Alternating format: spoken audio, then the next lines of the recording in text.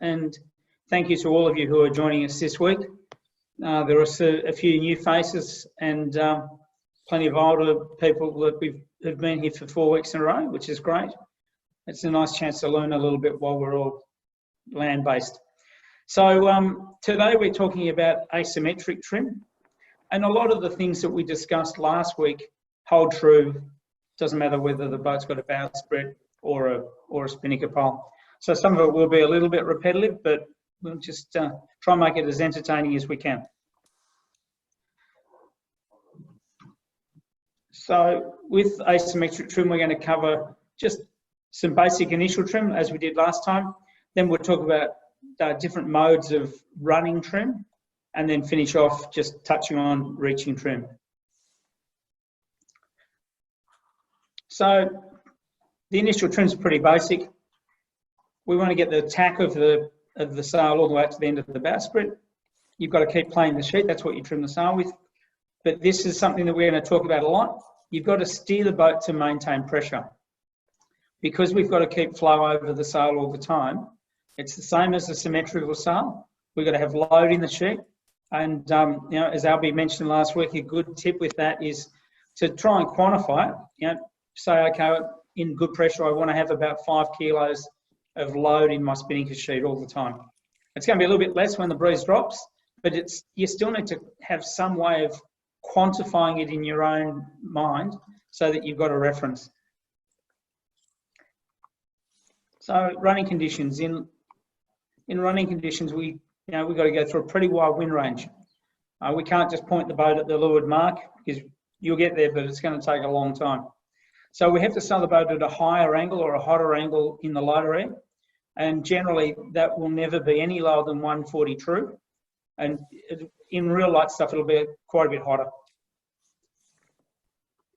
So as we discussed, and with our initial trim, we need to sail the proper angle for the wind speed. We need to have weight in the sheet, and it's the communication between the trimmer and the helmsperson is critical. Doesn't matter what sort of sail it is, symmetrical, asymmetrical, sprit boat, asymmetric set on a pole. It's all about sailing the angles and keeping not only weight in the sheet, but load in the helm. A little bit of load, just a little bit, and you've got to feel the pressure in the boat. And you know, if you can develop that communication and that feel, it'll take minutes off your elapsed time around the course. So it's something to really work hard on. And most people don't do a very good job of it. So if you can really concentrate on how you communicate and trim, it will really help you. So in light air, we want to sail the proper angles. We need to bring the bow up when we're light in pressure. If the clue of the sail starts to drop, or we don't feel any pull on the sheet against us, then we need to heat the boat up and sail a better angle. Tack out to the sprit, that's always a given. You want to play the sheet. And in light winds, get your weight forward. You don't want to have the weight too far aft. So in breeze from 3 to say 10 knots, the proper angle, is around about, no lower than 140. You need to keep the boat loaded up and sailing. And the big variable in light air is speed. The optimum boat speed changes with the wind until we reach hull speed. So we've got to keep changing that angle and feeling the load in the sheet and in the boat. So we can see here, we're sailing a hotter angle than 140 all the way through up to 10 knots of breeze. You look at the photograph here, you can see this J105. They're going downwind. It's very, very light. If you look at the boat coming upwind towards them, they've got most of the crew on the rail, but there's not a lot of pressure. But that Chenica looks really nice. It's just got enough load. If they sailed any lower than that, you'd see the clue start to fall out of the sky, and I wouldn't push the boat any deeper than where they are right now. So you want to trim the tack all the way down to the end of the sprit. I don't really agree with this comment that in very light air, perhaps ease it a few inches. Generally, what we're trying to do is get the luff to stay set. And the more you ease it, the more it sags to leeward. So you don't want the tack of the sail going to leeward. And we discussed this last week as well with symmetrical sails. But what is good in this photo is the crew weight is well forward and to leeward. You can see the stern of the boat is clear of the water. You know, that's a pretty nice setup, and they've got good load in the spinnaker sheet. So with our sheet trim, we want to ease the sail until the luff starts to curl. You need to be aggressive in this light air because we don't want the sail to stall. And an over-trimmed sail will stall. So when you trim on, start easing again straight away and keep maintaining pressure by working with the helm. Talk to whoever's driving, talk about your pressure, tell them what you're feeling in the sheet, and keep asking them how they feel, because if the person driving the boat can actually preempt what you're about to say, it's a far better outcome. So if we look at our photo of the J70 here, that boat looks nicely set up. The crew weight's well forward. Helmsman is well forward. He's got the main sheet in his hand. He's playing the main. And that's a nicely set up boat. This video that we've got here is a J boat sailing in pretty light air. And so we'll get that playing. And if you look, the luff of the Jenica has got a nice curl on it. The trimmer is playing the sheet, moving the sheet all the time. There's good weight forward. The crew are well forward, and the boat is pretty well upright. Nice setup. They've got a little bit of ease on the tack line, but the luff of the sail is setting really nicely. So that's a pretty good setup. The key is keep playing the pressure, keep playing the sheet. Don't be scared to ease it out again and see that luff rolling. The worst thing you can do is over-trim any sail. So when we're helming, this is where it's not all about the trimmer. You need to steer to maintain load. And you'll feel it. You'll feel the boat stand upright. If you get too deep, you'll feel it actually stand up, and you'll feel the boat start to decelerate. So when it gets light, we bring our bow up for a bit more load. When we get good pressure and a little gust, we want to come down while we've got that pressure and speed. And we're only doing this in a really small, range, maybe plus or minus 10 degrees. You're finding you're weaving your way downwind, just keeping the pressure in the spinnaker or in the Jenica the whole time. And we want to try and steer the boat with our weight and our trim. And by that, we mean that if the boat has got too much heel to leeward, the helm actually loads up, and the driver has to push the tiller away or turn the wheel up to get the bow to stay in the right position. It's actually, sorry, I've got that asked about. If we're heel too far to leeward, we need to actually get the boat flatter. And so we have to bear away. Conversely, if we get too low and we've got too much weather heel and the boat's trying to drive to leeward all the time, we need to heel the boat a bit and keep the helm off. So it's a balance. You want to have a little bit of feel in the rudder, but you don't want to have the boat heeled the wrong way and driving the boat the wrong way, where you need to use rudder to keep it on its course. So this is where the crew need to work really hard. And for those who watched last week, we had a look at a FAR 30, and they were sailing the boat really nicely downwind. The tiller was right in the middle of the boat, and they were using their crew weight to keep the boat with a nice constant angle of heel. So what we're trying to do here is down in the puffs, or pull away when you've got pressure, come up when the pressure is soft, and just keep sailing that sort of course. This is another video. It's another nicely sailed boat.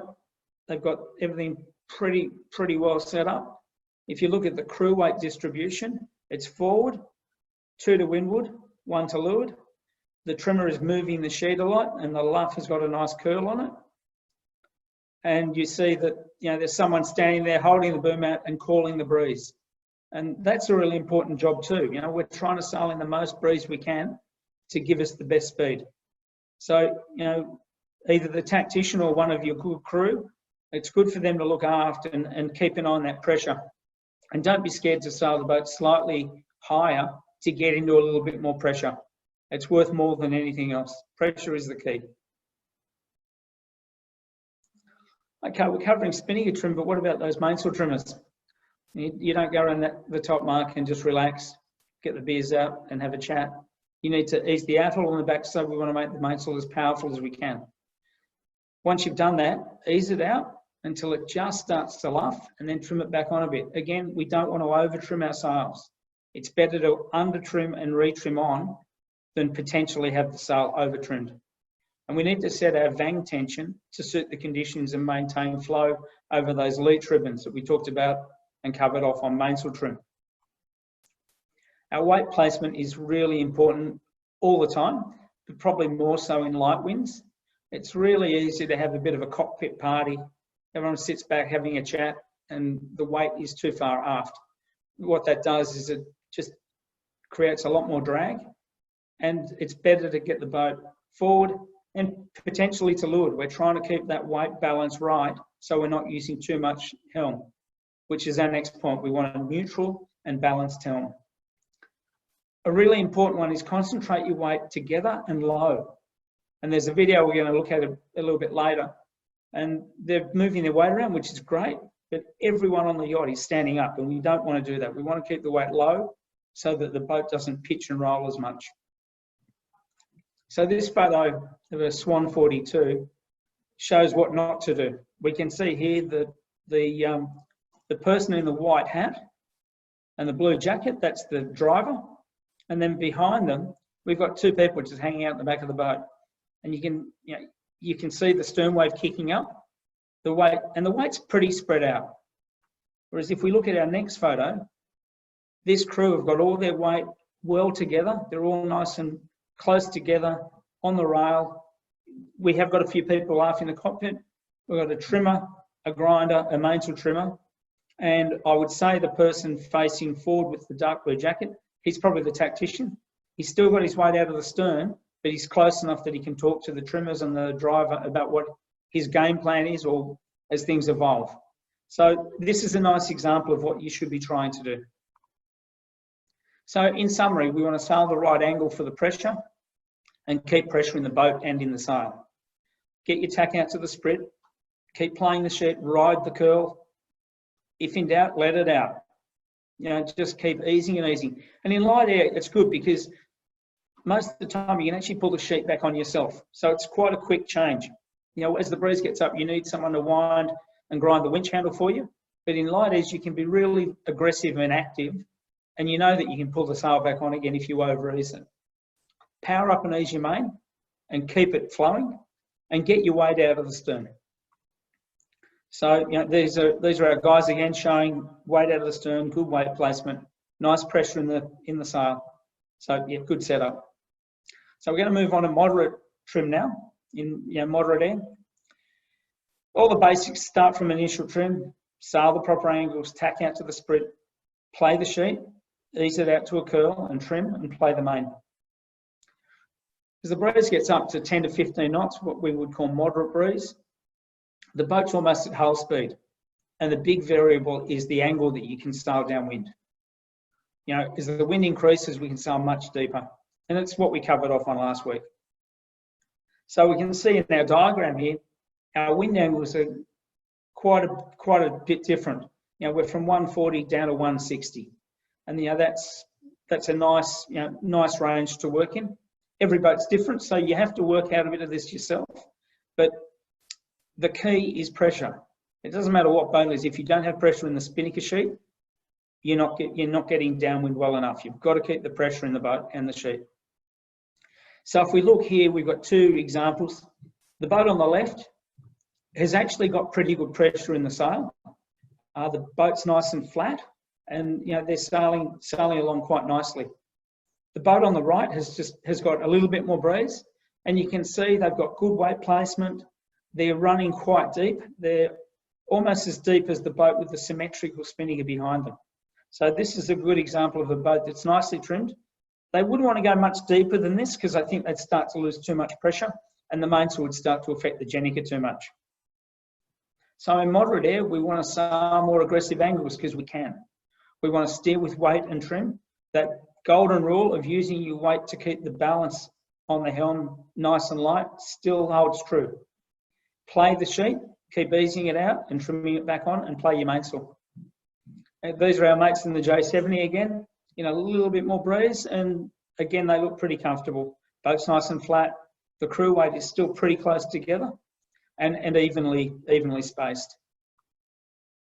Another photo of another J boat, and these guys are doing a really good job. Again, the crew weight is really close together.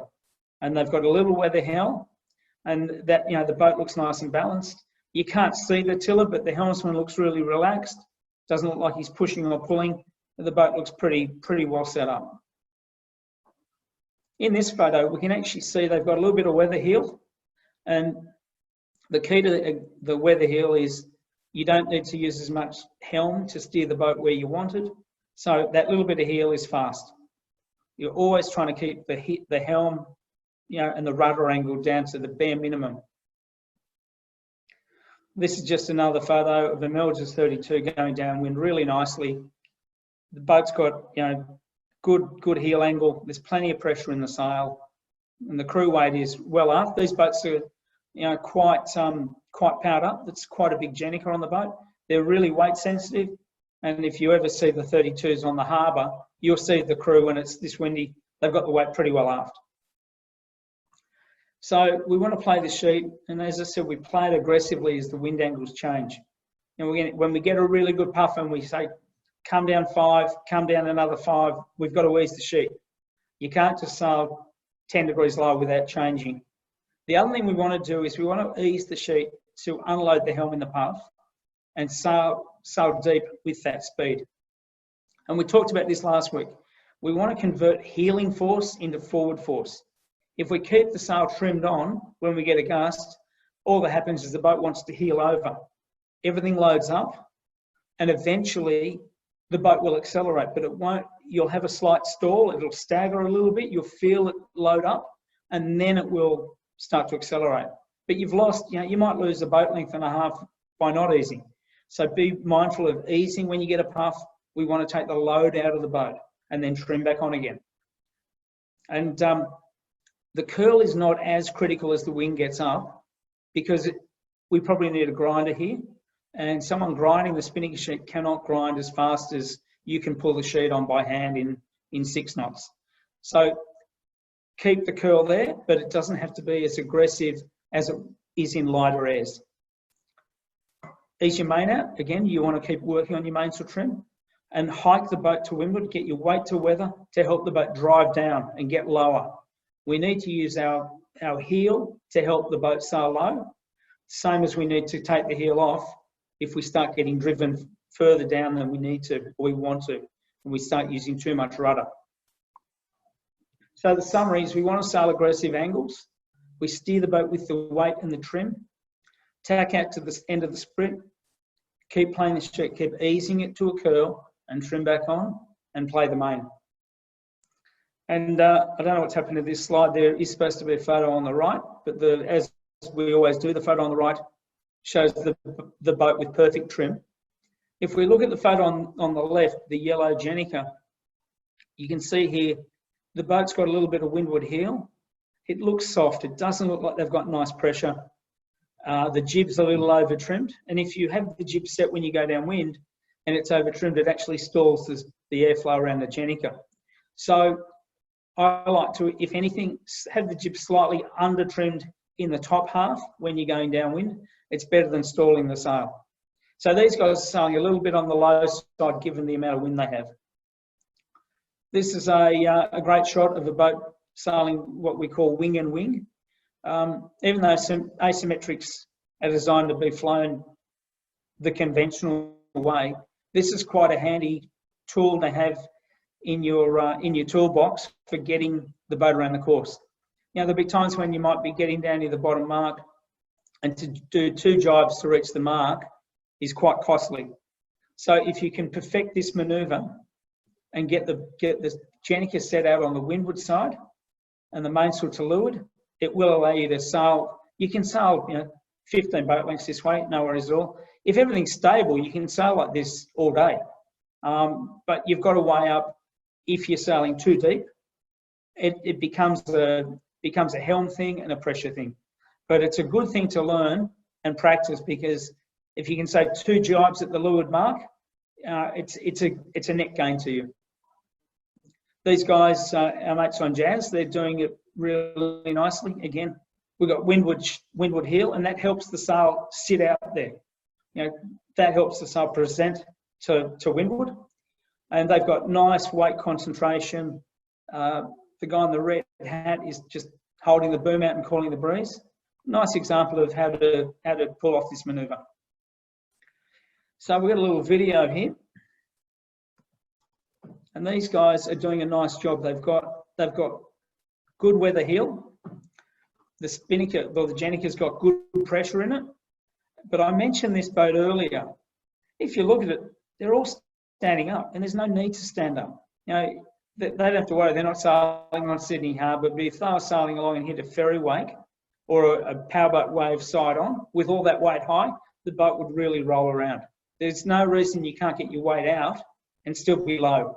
You know, the best thing is to be sitting on the gunwale with your legs over the side, because that low weight really helps you concentrate the weight low, and it stops the boat pitching and rolling as much. You don't see too many TP52 crews standing up like this when they go downwind. So it's something to be mindful of.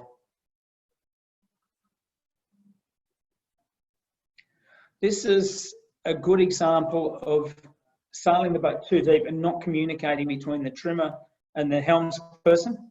In this case, the helmswoman. She's sailing pretty nicely. Let's hit the go button here. The boat's sailing nicely, but at the end they get a bit too greedy, or they lose concentration. I think it's the latter. So everything looks pretty good. The sail is set. The luff is curling.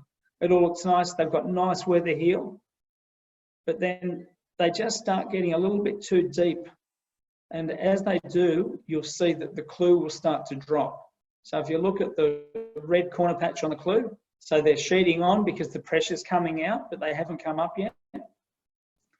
And now the clue is starting to fall out of the sky because they don't have enough pressure. They still haven't come up, so there's no communication and not good feel from the helms person here. So eventually what happens, you see the sail starts to collapse by the leech. Now, we've all been on boats where someone trims on when that happens. It's the opposite. You want to ease it when it gets like this. But what they should have done there was come up and put pressure back in the sail. And by holding the boat too low for too long, we could actually see in the video quite clearly what the end result is. So this is a good example of the communication loop and that constant conversation not happening. Okay, here's another scenario where these guys are sailing in lightish air and they've got the jib up. And sometimes we don't want the jib up because you just don't get enough flow around the Jenica. So if we have a look here, they're sailing along. Actually, I'm just going to pause for a second. Just got to find it. There we are. What I'd like you to do is not just watch the spinnaker and the jib, but watch the guy in the middle with the black t-shirt on. He's the spinnaker trimmer or Jenica trimmer. And you see he looks at the sail, then he looks in the cockpit, then he looks up at the sail again. He's not looking at the sail that he's trimming. He's looking at his feet or the piled up halyard that no one's sailed up and put away. But whatever he's looking at is not where he should have his eyes. And the end result is a good example of what happens when the trimmer isn't doing their job, which is to trim. So we can see that he's talking to the mainsail trimmer. Now he has a quick look at the spinnaker. He pulls a bit of sheet on because he hasn't been trimming it. Now he's looking down at his feet again and probably looking at the spinnaker head, or I actually don't know what he's looking at. Then he looks up again, has a bit of a look. Spinnaker's under trimmed. Still doesn't, now he's not looking at it. Spinnaker's still under trimmed. Now he looks up, I better trim this sail on. This is going to be a bit harder than I thought. So now the spinnaker's collapsed, and because the jib is on, we don't get any air over the Jenica. So look at the angle that the helms person comes down to try and set the sail. And all this is bad trimming, bad communication, and having the jib up when you probably shouldn't have it up. And the other thing that was evident in that is no one was trimming the jib. You know, when we sail racing boats with staysails, the staysail trimmer is as important as the Jenica trimmer, because if the Jenica starts to collapse, you've got to collapse the staysail. Otherwise, there's no air getting around the sail. So if the jib trimmer had been attentive there, they could have let the jib flap and they wouldn't have to come down 25 degrees to try and set the sail again. So it's all about concentrating on your job and communicating with each other. This is a little video of a J70 crew at practicing, and they're doing a wing and wing. So they bear away, mainsail comes over, helmsman just pops the top batten, and if you look, the helmsperson is actually holding the sheet out. And you might remember Albie referred to the tweakers last week as the handbrake. Well, if you pulled a tweaker on here, all you would do is pull the clue closer to the centre line of the boat. So by holding the sheet out, we're really helping the sail hang out there and project. And they're using good windward weight here to get the sail to set out there. So now they decide they're just going to jibe and sail conventionally again. But that's a good example of how you do it and what to look out for.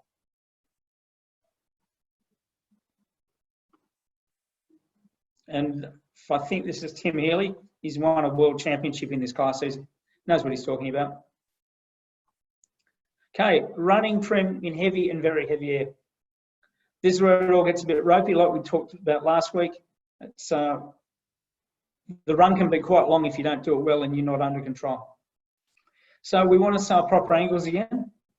We want the tack to ease, and we do that to try and rotate the Jenica to windward, okay? Because we're running pretty square, and so what we want to do is, you know, ease the tack up, get the tack up a little bit.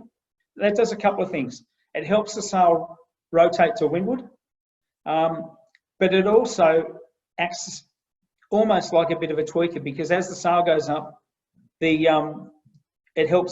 it takes the clue up, which is like pulling your tweaker down a little bit when you're square running. And we spent quite a bit of time talking about keeping the clues at the right angles last week. This is the same thing. So easing it up a little bit just helps get the Jenica projecting to windward more, and it helps you sail down lower for control. You want to get your weight aft, because we don't want the bow digging in when we're sailing in these conditions. You want to play the sheet, as always. And if you've got a boat that's light, try and get planing. If you can get the boat on the plane, it'll take all the pressure out of the boat, and you'll be able to, A, you go faster, but B, it actually makes the boat easier to sail. It's not possible if you've got a big, heavy displacement boat, but if you're sailing a sport boat, that's what you should be aiming for. So we can see, you know, when we're in this wind speed, we're sailing from, you know, like down to 160, 165. Then if we get to 20 knots, we might have to bring the bow up just a little bit to maintain control. And we touched on this last week. You can't sail dead square in too much breeze, because, you know, the boat will start rolling to weather too far. So sail deep, but not too deep. And wing, like we discussed earlier, if you're trying to soak. If it starts to get too windy and you're on the edge, don't try to wing, because you'll probably end up, you know, not doing as good a job as you could, and you could broach the boat. So here we have a J70. It's going downwind. Everything looks really comfortable. Nice ease on the sheet. We can see the luff projected really well to windward here. Mainsail's nice and easy because we're sailing as deep as we can. Good example of how to do it. Another example, Stark Raving Mad. These guys have got a big running Jenica on for these conditions. Good ease on everything. The luff's projecting well. The boat looks nicely balanced. Yeah, they're doing a good job there. This is a bit of video of some guys going downwind. And again, it all looks good.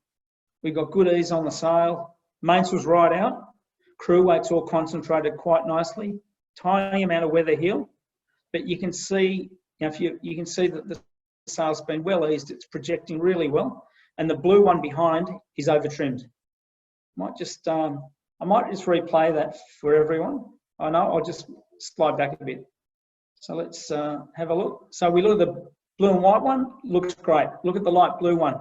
It's over trimmed, and you can see the sheet really needs to be eased on that sail. And now it's starting to get unstable because it's too trimmed for the conditions and the angle, and the mainsail's starting to affect it.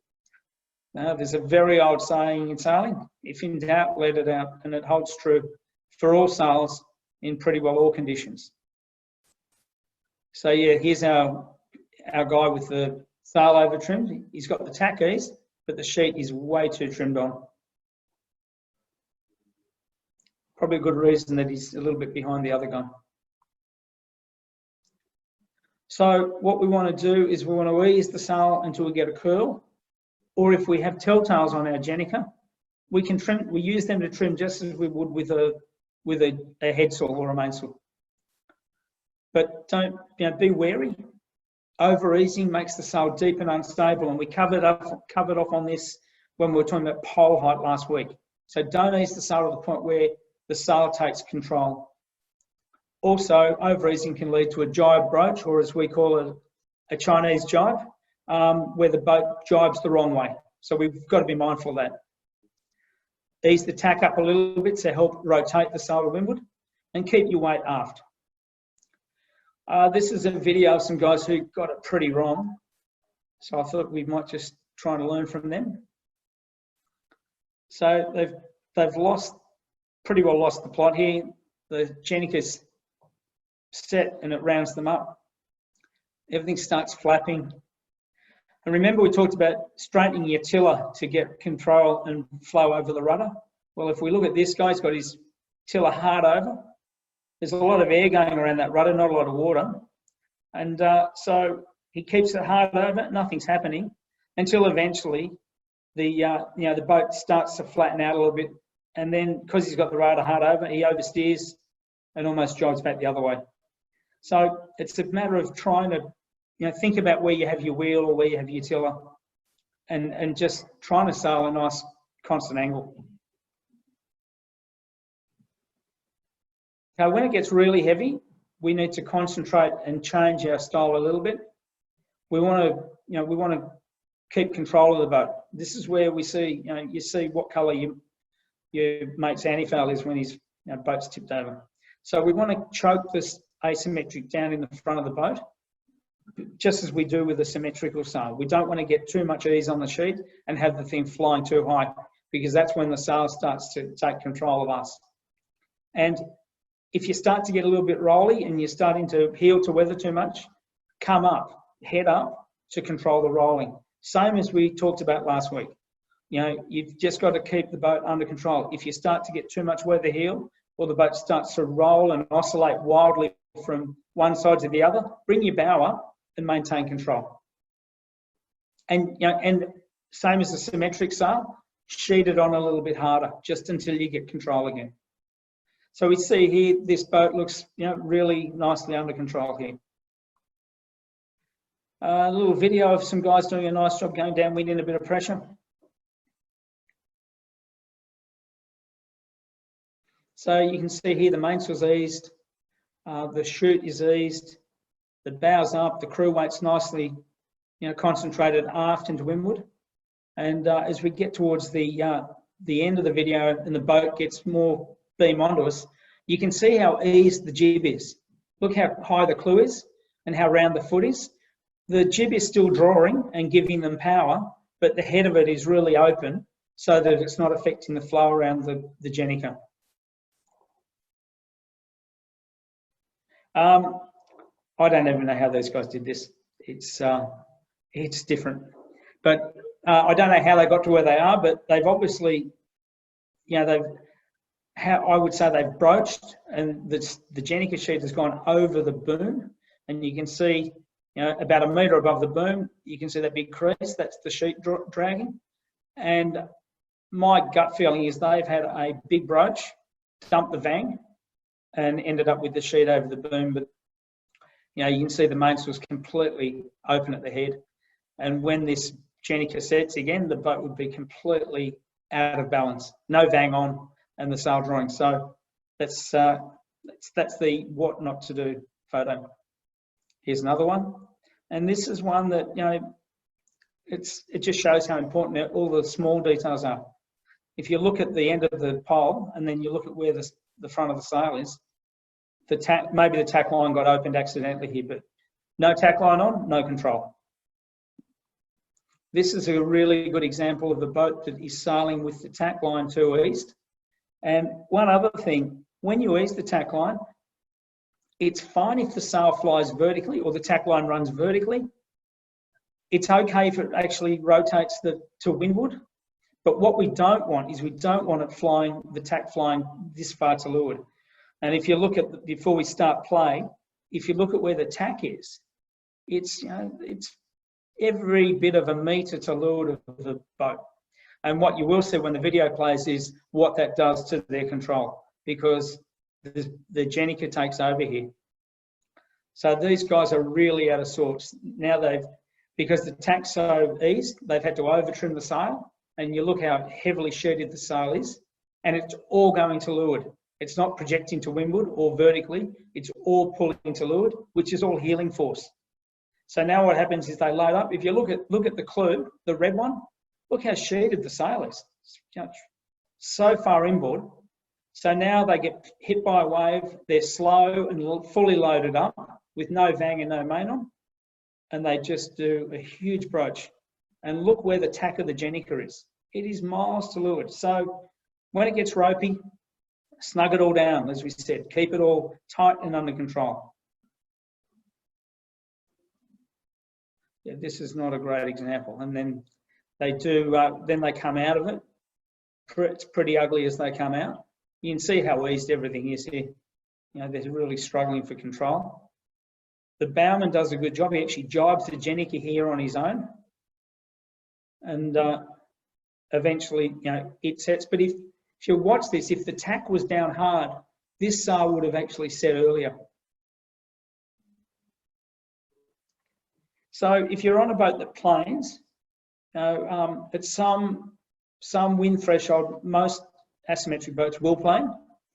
But if you've got a really heavy boat, don't try it, because you will just sail more distance. But you all know your own boats, and you know their limitations and their strengths and weaknesses.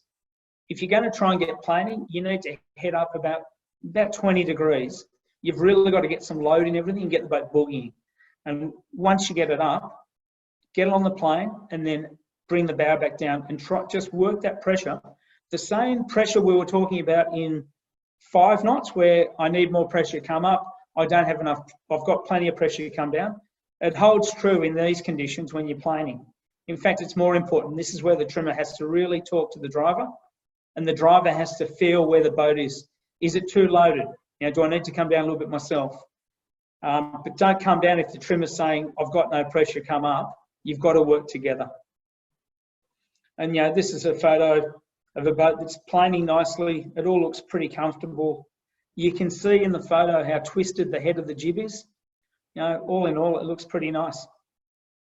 Again, this is a J130 on the heavier end of boats that can plane, but these guys have got plenty of breeze, nice trim, good ease on the sheet, on the Jenica. You see that the main is quite open, and my initial thought when I saw this photo was that the vang is probably a little bit too eased.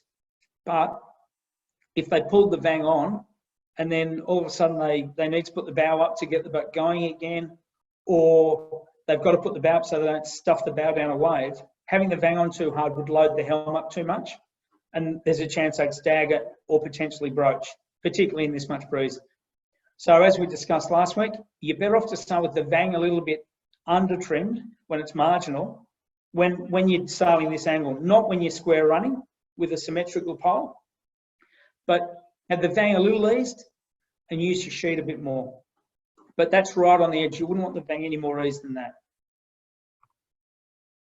This is just a short video of a J80 going downwind. Nice example here. The boat is really well balanced.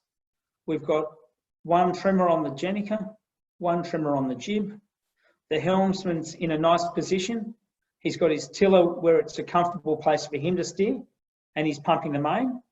And the guy in the red at the back, the tactician, is calling the breeze, and he's talking to everyone about what he's seeing.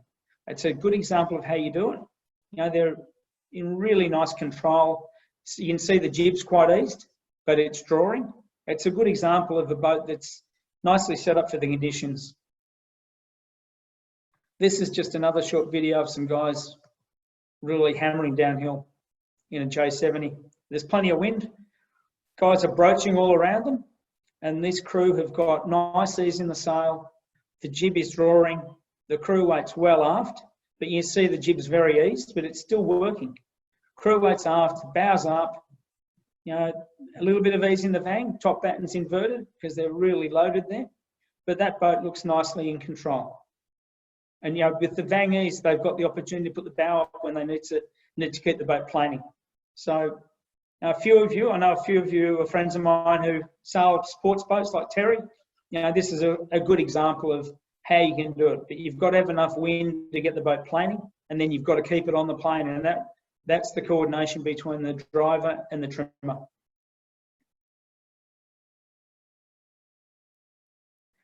Okay, reaching trim.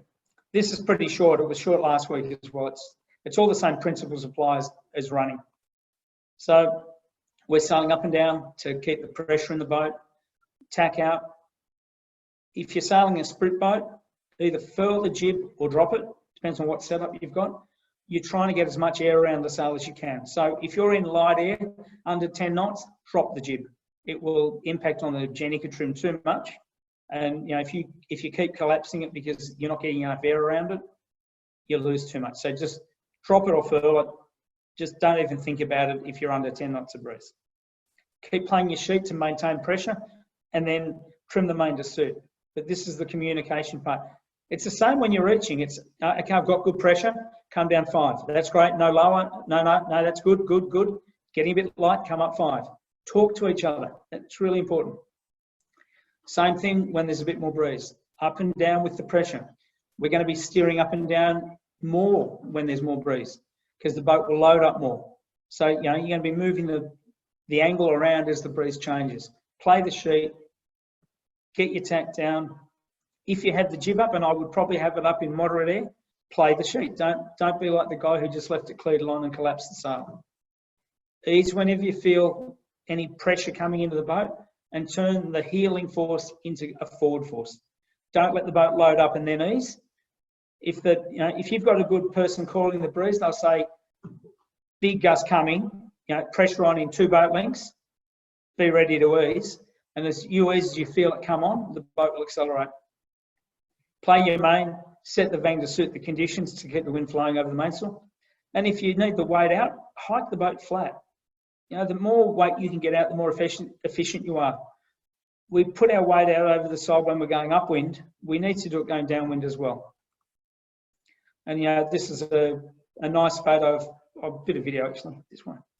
There's some guys, they've got good weight placement. The boat looks nice. So we can see here the jib's flapping. So obviously, they were worried about the flow over the Jenica. So they've given the jib a little ease. And now they've just trimmed on a little bit more. And so you can see the clue and the lower leech are still working and the head's open. There's nothing wrong with that. It's better than collapsing the Jenica. Good weight placement. And this is marginal planing conditions. They're right on the edge here, but under trimmed on the jib so we don't lose the Jenica. That's really key.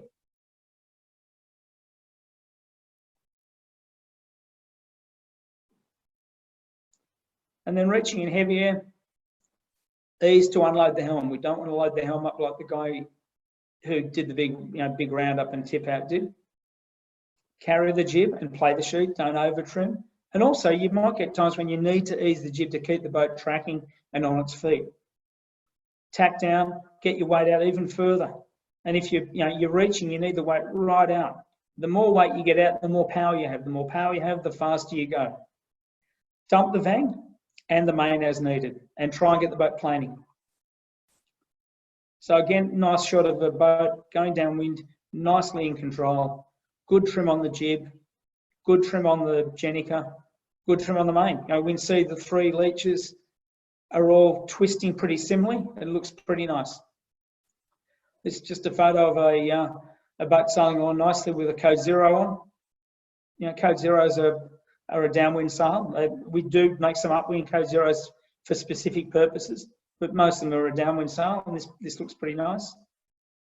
This is a little video of some guys going downwind. Again, nicely balanced, not using too much helm, but steering to suit the pressure. And you can see everyone's trimming their sails. Really nicely balanced, in control, good angle, good pressure in the boat. And this is the TP52, just going downwind pretty nicely here. They've got plenty of breeze on. You can see the jib's well eased, and they're playing the sheet. They're sailing a nice angle. You can see the mainsail's got good vang pressure and good twist. And yeah, this is a boat some of you would have seen. It's the previous Hooligan TP52, which is the old Emirates Team New Zealand boat. Very, very nice boat, and a good example here of how a well-balanced boat is. And you can see the crew are right out getting the boat flat so they can keep the pressure in the boat.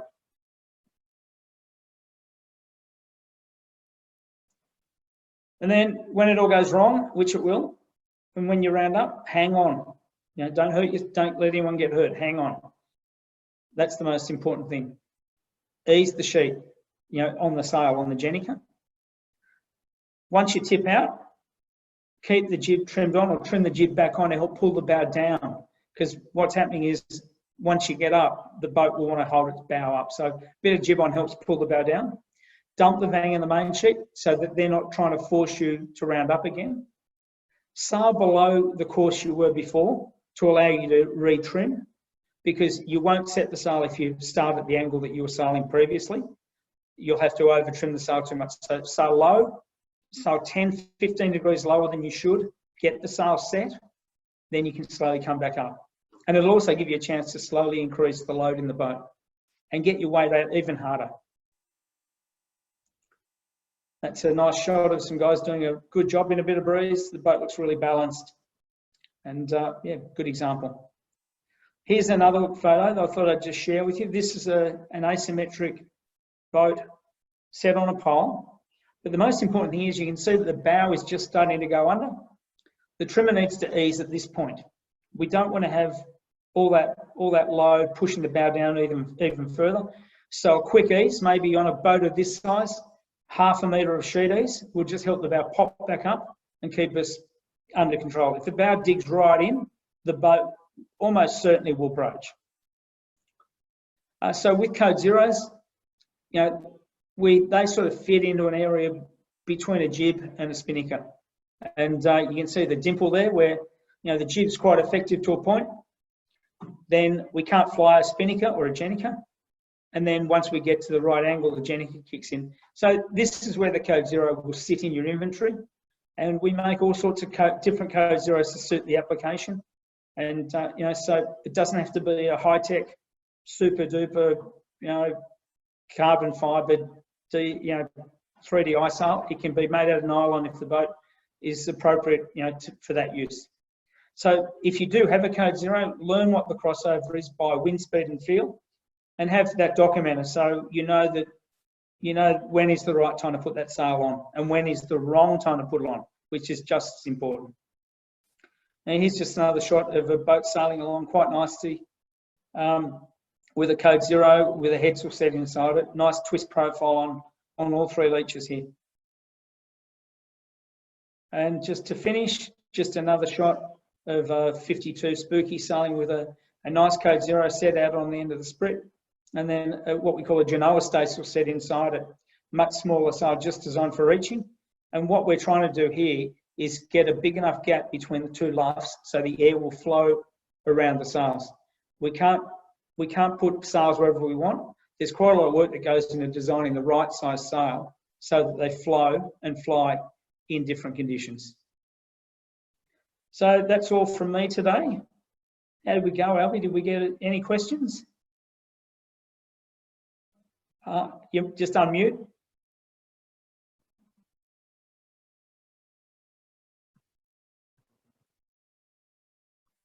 Hang on, I'll just...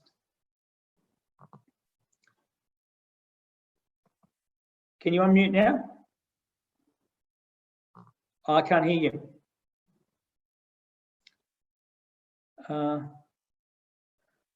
Karen, are you there? Yeah, I'm here. I can't hear Albie, but one of the questions was around telltales, and where would you put your telltales on a asymmetric spinnaker?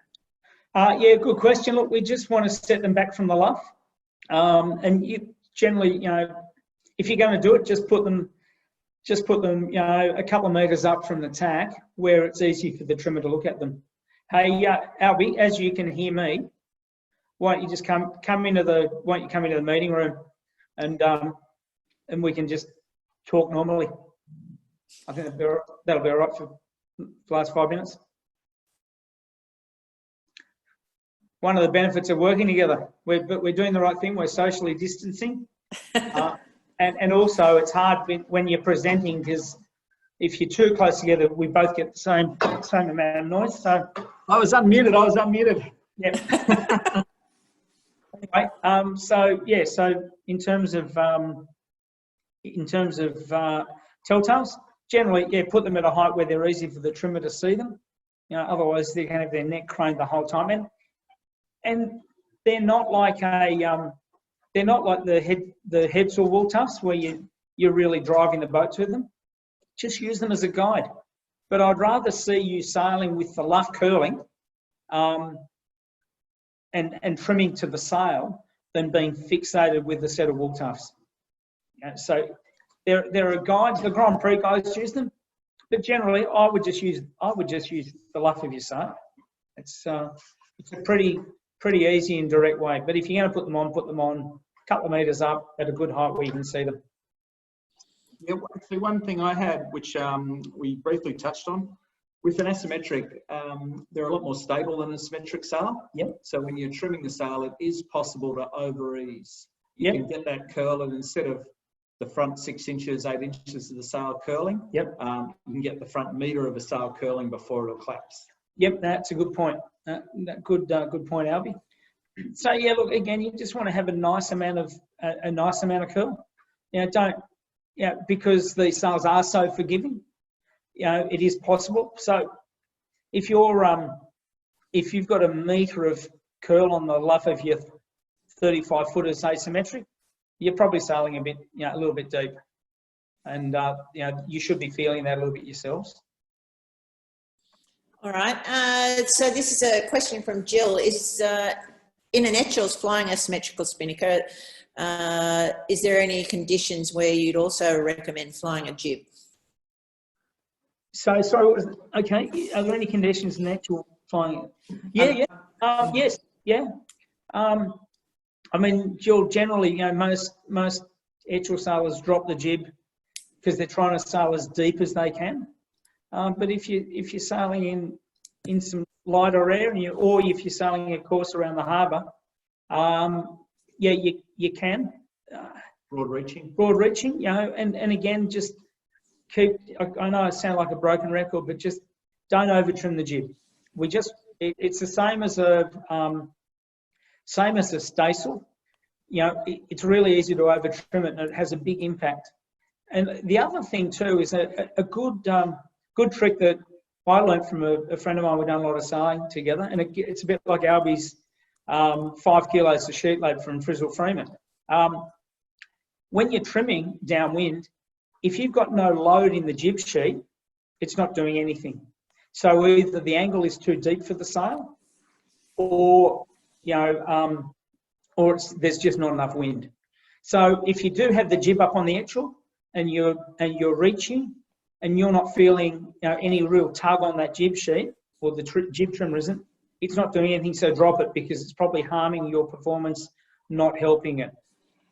What about when it's blowing dogs off chains and you're not wanting to wrap that spinnaker around the forestay when you're going for the jibe? As we all know, it's a job that's shared between the helmsperson and the trimmer. When you wrap the spinnaker around the forestay, don't blame the trimmer. It's probably the helmsperson. But if the helmsperson does a good job and the trimmer does a bad job, same end result. It's a team sport. Just remember that. We're all in this together and we're all going to help each other. But look, the other problem with that, though, Karen, is if it's marginal, you might... that was the mate who gave me the tip about the staysail trim. I'll bring him back. But the other thing too is if it's that marginal, there's a good chance you'll wrap the jib around the forestay and break the battens. And if you're jibing an Etchell in that much breeze, it's another trip hazard for the poor guy doing the bow. There's the 2 jib sheets are underneath his feet and wrapping around his ankles. So if it's that fresh, I'd probably have the jib down and keep just keep everyone aft. Okay. A question here from Ed. When flying and a sail off a pole, how far will you brace back when going deep? And in what circumstances would you vary the pole height? Yeah, look, good question, Ed. Look, to be honest, if you know, and they used to do this on TP52s back in the day. If you've got enough breeze and it's a nice long leg, you can bring the pole back the same way you would on a symmetrical pole. You know, the reason it's more efficient is because it's an asymmetrically shaped sail, so you get better flow over it. So I wouldn't be scared to bring the pole back. You know, it's quite an effective way to do it. The reason we tend to go to a symmetric sail when we've got those conditions is because you lose a lot more jibing in asymmetric when you're flying it on a pole, because you need to go from pole aft to pole forward, which entails taking up on the tack line, pole off, jibe the sail, pole out, pole aft. So there's quite a few manoeuvres involved. Also, if it's a little fresh, you don't necessarily want everyone moving forward while they're fiddling around with the tack line and the pole. But if you are sailing in that manner, again, pole height is determined by how the luff of the sail is flying. You know, you still want the luff to have a nice projection. So generally, as the breeze increases, you might raise the pole, but you're only raising it, maybe just a little bit higher than stanchion height, because the asymmetric has been designed, in most cases, has been designed to fly off the end of a bowsprit. So the luff is longer. So it'd be like getting your masthead spinnaker and flying it from the house. You're bringing your luff length isn't appropriate. So I generally find you can normally get to stanchion height, and that's about as high as you want to go. And maybe a foot above the stanchions. You don't need to go much higher than that, because then your luff is too loose. Okay, thanks, Andrew. One last question and then we'll wrap up because we're getting close to the hour. From Roman, what difference, if any, is there in trimming a main with an ASO versus a symmetrical? Yeah, good question, Roman. Look, there's not a huge difference. Obviously, with an asymmetric sail, we do tend to be sailing maybe a slightly wider angle, but the same principles hold true. We still want to trim the main with the right depth for the conditions. We want to have the right amount of twist, so we have to adjust the vang to suit. And as we covered off in session 1 on mainsail trim, we want the flow of the air to be going across the sail. So there's no point having the vang on really hard and the mainsail really deep and the sheet on really hard if we're tight reaching, because we've just got too much residual depth and drag. So we want to set the depth up to suit the power and the conditions. Start off with the sail pretty deep. As the angles get tighter or the wind increases, we want to get the sail a little bit more twisted and a little bit flatter. Remember when we talked about the 3 sources of power? Twist is one of those sources. So if we want to decrease power, we twist. If we want to increase power, we reduce the twist. So going downwind, that's with our vang. All right, great. Thank you very much for that, Andrew. Certainly, I'm looking forward to getting out in the water and trying that wing on wing and getting that under control. Let's talk about next week. Okay, so we had a brief discussion before today's session, and we thought next week we would do a little bit of stuff on how to prepare for when we can all go sailing again. And, a little bit on rig tune or boat preparation. And Albie made a good recommendation that we also talk a little bit about how to calibrate your settings, so that when you get that magic setup, you know where your backstay is and you know where your jib height is and you know where your Cunningham is. And as we also discussed in session 1, when you're coming to the leeward mark as the mainsail trimmer or the jib trimmer, where do I want the jib height to be in 12 knots of breeze? Where do I want the backstay? Where do I want my jib carb? And so it's calibration enables us to repeat those fast settings and reproduce them and, work out if something's slow or quick. So we'll cover off on that a bit. And the other thing is next week is our last session in this series. So if you've got any questions and you can come up with them in advance, please email them through to us, or any of us, either Karen or Albie or myself. If you send them through in advance, it will give us a chance to look at the question and potentially get an appropriate photograph or a video to help answer the question more clearly for you. So if you think of anything, send it through. But also next week is all about asking as many questions as you want. There won't be as much technical content. It'll be more about a bit more of a 3-on-1 session, because there's 3 of us and only 1 of you. So keep the questions coming and have a great week. And let's see what ScoMo says tomorrow. We might be out there soon. We might be soon. Okay, great. Thanks again, Albie and Andrew, and we look forward to catching up with everyone again next week. Thank you. Have a safe week, everyone.